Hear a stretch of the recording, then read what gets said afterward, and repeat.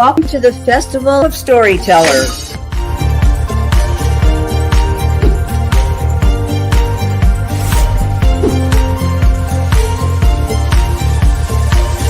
I thank everybody that's involved with this process because we know writers need readers and writers need publishers.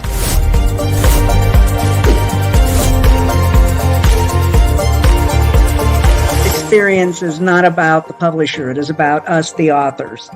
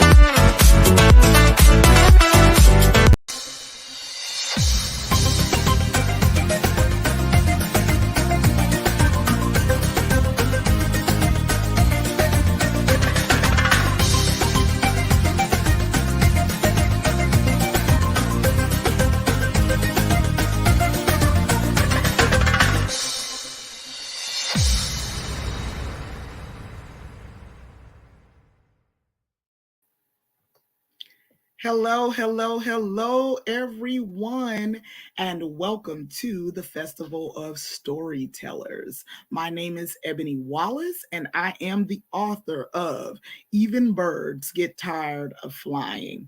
I want to welcome you if you have not joined us for this great event where you can meet authors like myself and others. Join us at www.festivalofstorytellers.com. Okay. Hey guys, I see you guys coming into the author booth. What's up, JP? Good day to you too. So today our topic is treasure on earth. Treasure on earth. Okay. And hey Bob, I love when Bob joins us. I want to talk to us from one of the lessons, and it has to do with treasures. And I was in my kitchen one day. So you guys know I like to tell stories. So I'm in my kitchen one day and I look down at the ground and I have like a mosaic tile, like a travertine mosaic tile is in the bottom of the kitchen floor. And I'm looking at it. It's kind of like the background that I chose today. So that was intentional. And it had all of these little pieces. And I realized that shattered pieces create mosaics. Hey, Evo, how you doing? Good to see you today. And when I looked at the mosaic, it was all of these broken little pieces. Like some of them were shards, some of them were like triangular, some of them were like a trapezoid, a rhombus, parallelograms. She had all these different types of shapes, but they all came together to make this beautiful star pattern in the floor. And while I was watching it, I said, wow, shattered pieces really do create mosaic. So if you look at the pattern or the background that I have today, I have all these different shapes, but when they're placed together, it forms this nice pattern. And so I want to let you guys know that in order to get to the treasure, we have to understand in these broken pieces, if they're put together back properly, they can make something even more beautiful than before. Because I have all of these plain tiles throughout the house, but in the kitchen, there was this beautiful mosaic from the broken pieces. So what I want you to know is this is coming from lesson 6 in the book, okay? So remember, this is our nice purple book, and this is where we're taking our topics. Broken and shattered pieces are still useful and beautiful in the hands of a skilled artist. In life, awful things happen to good people. People come, people go, opportunities fall through, investments don't materialize, and sometimes hope dies. However, these things may fragment or shatter us, may give us sharp edges like these triangles that we see. However, I'm reminded that if you have a skilled artist who wishes to take all those pieces and create something new, all right, to create something new, it becomes the mosaic of your life. A mosaic is a pattern of broken tiles, a mixture of different pieces, sizes, and colors, and they make beautiful masterpiece. And these masterpieces are usually more intricate than the original design. Hey, Ethan, I'm happy. Oh, it's your first time here? Come on in. You're going to fit right on in. Join on in with us. Today, we're talking about shattered pieces and treasure on earth. So, usually when the mosaic is done, we have a more intricate design, a more beautiful design than we would have had if it would have never been broken.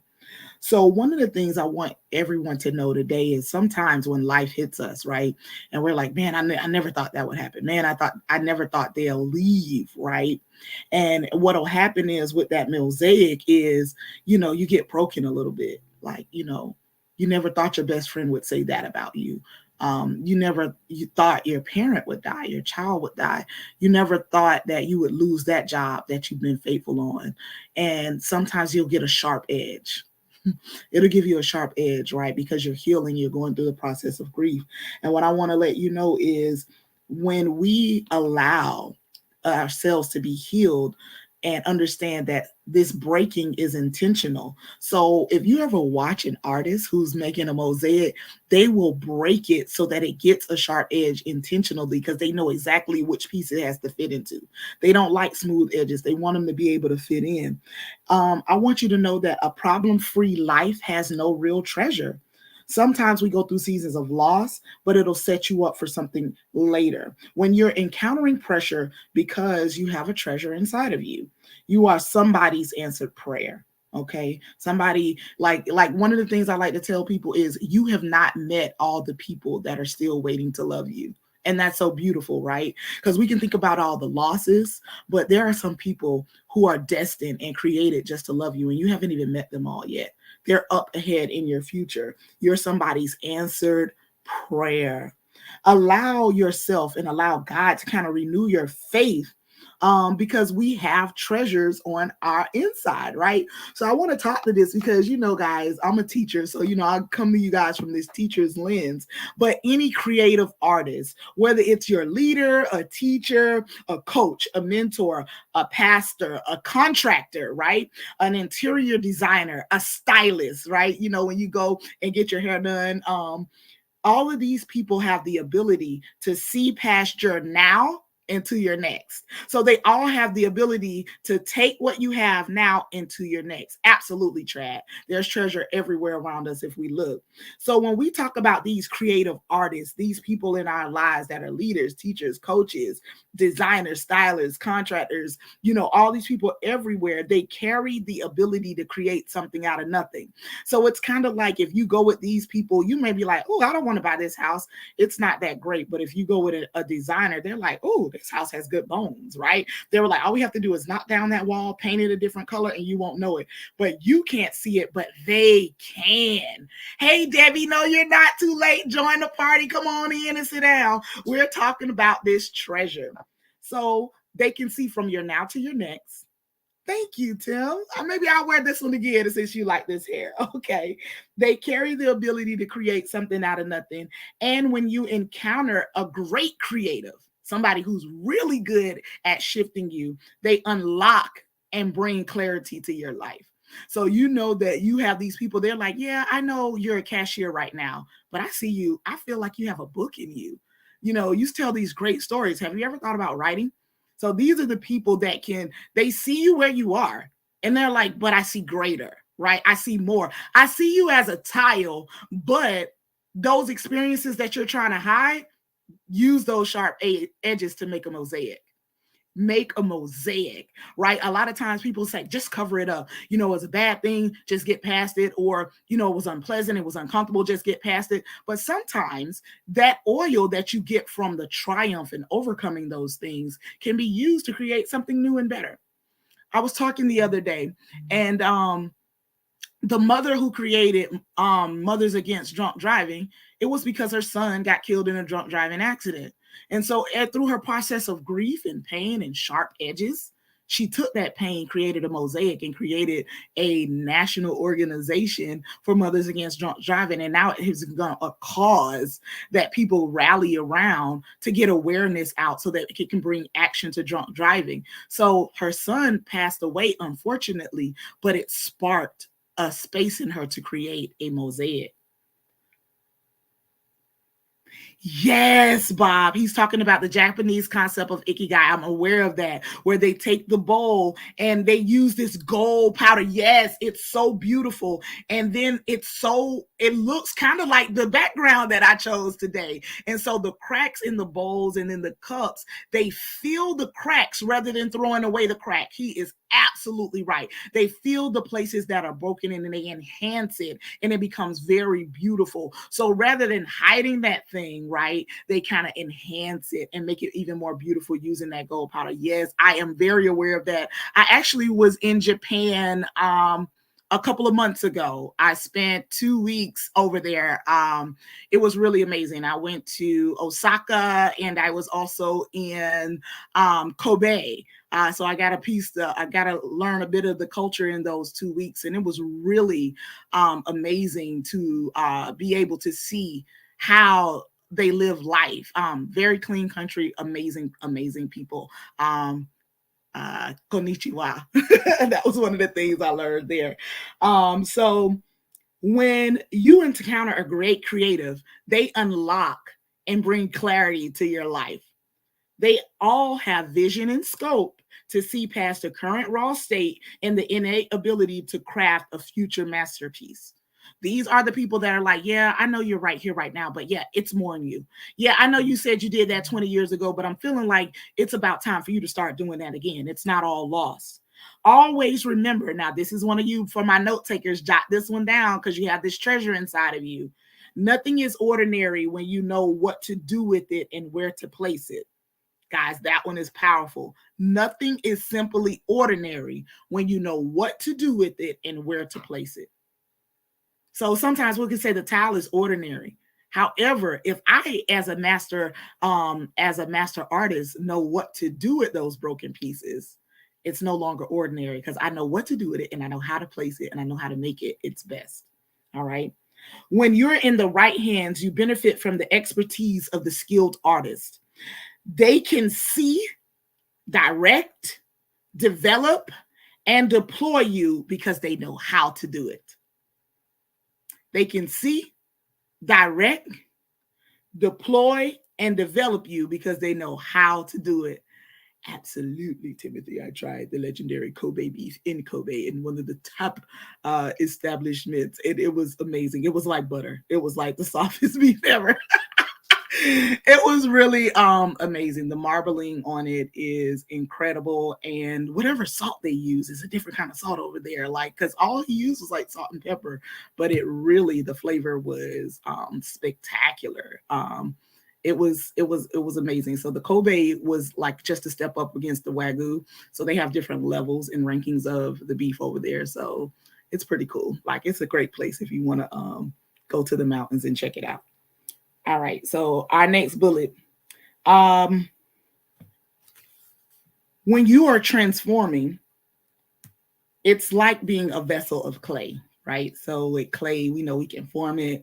Sometimes if you're on that wheel, if you the kiln, I always say it funny, the kiln, and when you're shaping that clay and everything's getting dirty and then you start to get the rhythm and you see your vessel starting to take place, sometimes it doesn't, like just a slight wiggle can make it all topple over, but you don't restart. All you do is take that same lump of clay that you had and continue to fashion it, even if it fell over. So if you've ever been at a potter's wheel, you understand that the potter is in control of it, right? So the clay fell over. I'm not throwing the clay out. I'm just going to refashion it. So maybe I was making a bowl. Now I may be making a vase, but both of them are vessels that can hold something. One holds water and one may hold flowers, but they're still vessels that can hold something. So remember, there we are treasures on earth. We hold treasures inside of us. And when we come into contact with creative artists, even in the places that we're unsure of, they help to unlock us and bring clarity because they're a master artist. They've seen other people with sharp edges too. They've seen other people that were like, oh, what am I going to do? This thing really broke me. And they're like, oh, come on over here. You can come over here and sit down because that thing may have broke you, but it did not lessen you. What it's going to do is create a mosaic if you allow it to be so. I want you to know that you're somebody's treasure. Okay. Somebody is totally like looking for you. They're looking for you to kind of break out the box. They're looking for your story. They're looking for your energy. They're looking for your personality. They're looking for what you do well, you know, and for those of you who are like, well, I'm not like a big personality person, but you may like be really good at administration. You may be really good at accounting. And one of my favorite people that I encounter are the people who have this treasure called helps. Like, oh my gosh, like when I meet these people, I have a million ideas, a million things going on, and they'll come along and they're like, Ebony, I just want to help out. And they're like, you know, I'm willing to help out. And they have all of these gifts and they don't want to be in the front stage. They actually enjoy being behind the scenes. And when they link up with someone who has vision and these things, like everybody takes off. So really finding where your triangle fits into the trapezoid, which fits into the rhombus, which fits into the parallelogram, finding your team so that all of those treasures can do, you know, what they naturally do the best. We really come into spaces where the community can benefit, where the world can benefit, because we're all kind of like using what we have and bringing it together for the greater good. So I encourage you guys to press ahead with this treasure that you have. It's rare. It's one of a kind. It's a masterpiece. It's a showpiece. It's a perfect mosaic. One of the things I always like to say is it's all coming together. It's all coming together. Okay, so Lorenzo just quoted, would you say that everything can be a strength or only that are most, okay, that most are, but there are a few things here or there that might need to be taken care of? Yes, I agree with that. I think that everybody comes with a mixed bag, right? We have things that are strengths and we have things that are weaknesses. So this week we talked about what flowers are going in your garden, right? What things are strengthening you and what things are depleting you. What are the flowers and what are the weeds? We talked about that a couple of days ago. What's growing in your garden? So I don't think that all things are strengths, actually. And I know a lot of people say, well, find your weakness and work on that weakness.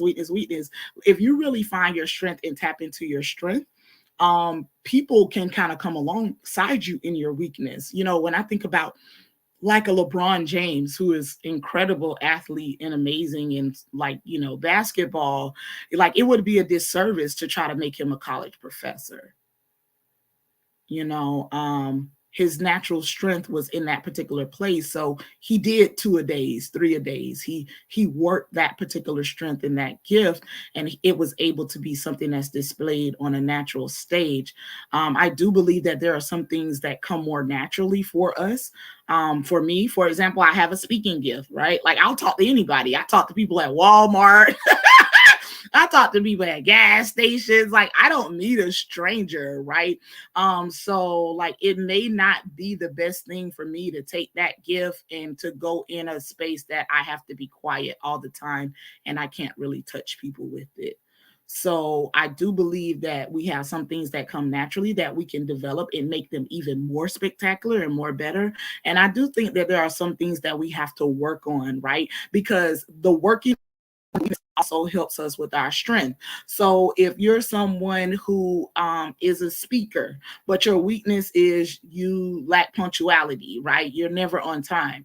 That can impact your gift because if you don't get the discipline to correct your inability to be prompt or your inability to show up for meetings, it's going to impact your ability to get on stages. So we have weaknesses. We want to address those, but we also want to develop our strengths. Okay. We want to develop those. Okay. So Bim has been in the book. How has the concept of flying through life resonated with you? And how do you perceive the idea that sometimes walking is okay? In your journey, how do you balance the desire for perfection? Oh, It's a good question. With the goal of obedience to God's word and will, especially during challenging times and heated battles. So, the concept of flying through life and walking is okay. It's because we are taught, especially in our Western culture, the shoot for the top. It's a grind culture. We hustle, we grind, we grind. We got to always be flying. Like we're in a sound and sight bit generation. So, as soon as you post the graduation, you need the next big thing to post. So then you need to post the wedding pictures, and you need to post the baby pictures, and you need to post the promotion, and you need to post the corner office. And so we're flying. We can't hardly even enjoy where we are because we already was like, okay, I got my master's. It's time to get my doctorate. Okay, I got baby number 1. I'm already thinking about baby number 3 so I can get my tools tied. Okay, so I already got 1 promotion on the job. When can I be the CEO? I'm already mapping out a list. And so what happens is we get on this path and then life happens. And when life happens, we end up becoming unable to fly at that level. And then we have to take a step back, walk for a while, and know that we're not diminished because we're walking. Know that we're not diminished because we're walking until we're able to fly again if we choose to do that. Now, how does that resonate with me when I had to go through seasons in my life when I had to walk? That's what this book was birthed out of. Like I had to face these really hard things. Some things that nobody else in my family had to face, but I had to face them. And some of these things you're going to have to face alone. And what I realized was I was putting pressure on myself. Nobody else was putting it on me. And I realized that, in my walking season, I took a semester out of graduate school, because I couldn't have another thing, right? So I had to revamp what was important. I have 2 children and they were definitely important. So I can't take a break from them, but this school thing right now, along with everything else that's happening, I can't do that along with the demands of my job. That is a high powered job. I have to be able to reset and recalibrate so that I'm able to continue on even stronger. So yeah, I stopped flying so that I could walk, but I'm telling you, when you're walking, you're seeing from a different vantage, right? What I saw flying as an eagle in the mountains is not what I saw in the valley when I saw the beautiful lilies that grew there. So I saw the beauty of taking things a little bit slower, and I let people around me know, no, I can't be at every meeting. No, I can't go to every networking thing. I can't be at every mixer. Guys, I simply need time to restructure. What am I doing it and why am I doing it? Am I just busy to be busy? Am I just doing this so I can have another sound bite? Am I just rushing so that it could be a thing?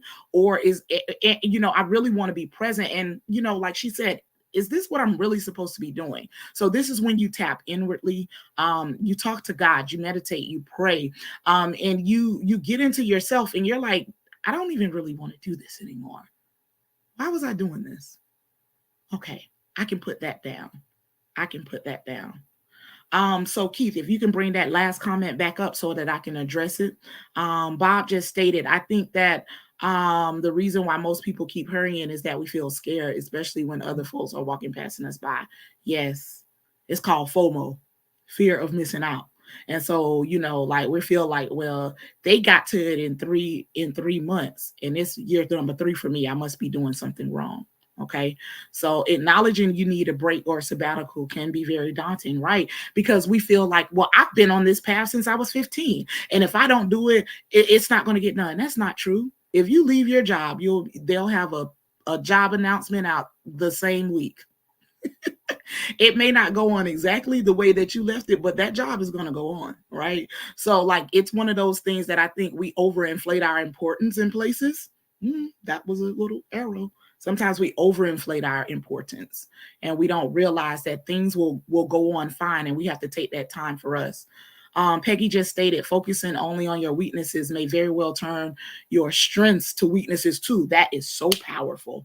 I tell people all the time, if we would have tried to make LeBron a professor, oh my gosh, right? If I'm only focusing on the things that Eb does wrong, because like I do a lot of things that's a little wonky and that's a little crazy, right? And I'm working on those things, but I don't focus on them all day, like because the light comes in where I am, right? The light comes in what I do best, right? Like I may not be able to put that together like that, but I know I do this really good, right? So like, one of my strengths when I did my Clifton Finder is, I'm a relator, I'm a connector. You know what I'm saying? People just walk up to me and they just start talking. That's one of my strengths. However, there are other things that I have to work on, right? Like, maybe some of those things look like not taking on too much, right? Because I'm a relator, I want to make people happy. So, balancing all those things really does take a self-awareness on my behalf, and after I'm aware to place boundaries in place so that I'm not continuing those cycles. But yeah, I don't want to let my strengths go to waste because I'm working on my weaknesses all the time, right? Like, no, I need to work on them both. If you have a nice big strong upper body and you're in the gym and that's where your strength is, and you just start doing legs for all year, it's absolutely right, that top upper body is going to get weak and you're going to have these big strong legs. So what the idea is to do some type of strength training that addresses everything, but not just solely one thing. FOMO is a word. Absolutely. Fear of missing out. And then when you realize you don't have to compare your journeys, right? Because like if you look at the screen behind me, some of them are rhombuses, some of them are triangles. They're all these different shapes, like, and they're different sizes too, right? So I could be a little triangle, you could be a big triangle, right? And so like that's fine, right? I just find out where I fit and where I go, and I go with that. And I also allow myself space for growth so that if my triangle grows over time and can't be in the bottom right corner, I might have to move to the top right corner. That's fine, because I allow myself to be on a path of not just growth, but awareness of where I am and where I'm trying to get to.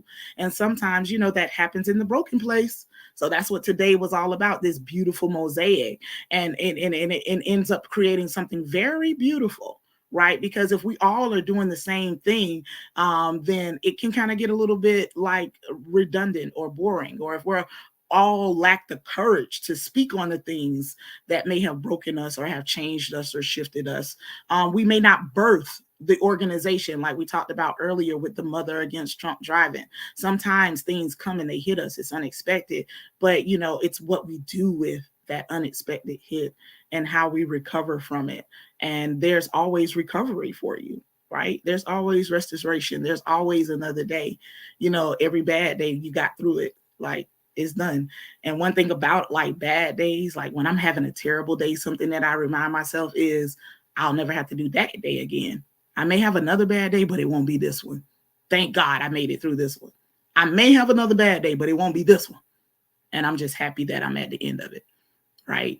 I take my shower, I reset, and I look at the next day with a clear lens, understanding that I get new mercy, I get new grace because my eyes woke up. I get another shot. I get another shot at this thing. So we are treasures on earth. We are treasures on earth. We are treasures on earth. We all have something so beautiful inside of us. And as we begin to connect with others, they will unlock things that you don't even see in yourself. There were people who were telling me about media and all this kind of stuff years ago. And I was like, I'm just a teacher. What are you talking about? And they were like, no, like you remind me of like a podcaster or something. Like, I feel like you're supposed to be doing this. I feel like you should be doing this. Have you ever thought about this? And I was like, at that time, it seemed so far-fetched because I didn't even see it in myself. But as we begin to connect in community and as we begin to shine our light and share with other people, we start to see what they see in us. And then it becomes a thing over time. And then this is when like, God starts sending you hints, right? So like they'll tell you something, you'll hear it and you're like, that's different. I'll keep it in the back of my mind. And then that same week, it's like you get 3 confirmations. Someone else says it, and then someone else says it, and then you see it on a bulletin board, and then your mom calls you out of the blue and she says it. So like those are our little like winks to let us know that, maybe this is something you should look into, even though you're not there yet. It's something that you could fit very well in that. And you may not see it, but they do, because you have this treasure that's hidden within you. All right, guys, that's our author's boost for the day. You know, our time goes by really fast. I can't wait to see you all tomorrow. If you have any questions or any information you want to know about Even Birds Get Tired of Flying, I am author Ebony Wallace, and everything is down below inside of my author booth. If you want to get in contact, the book is available on Amazon. And I love, love, love to hear from you all. I love addressing your questions, and I love this community. So I will see you all next time. We're going to wind down. Make sure you register, and I want you to meet me back here with your questions and your love. Bye-bye now. Have a great day. See you tomorrow.